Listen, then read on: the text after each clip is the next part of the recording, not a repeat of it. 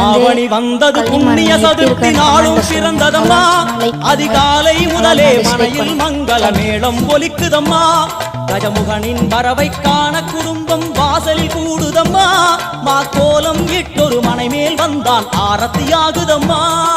கணபதி ராஜா வந்தாராம் மனையில் நின்றே பொன்னாளாம் கணபதி ராஜா வந்தாராம் மனையில் நின்றே பொன்னாளாம்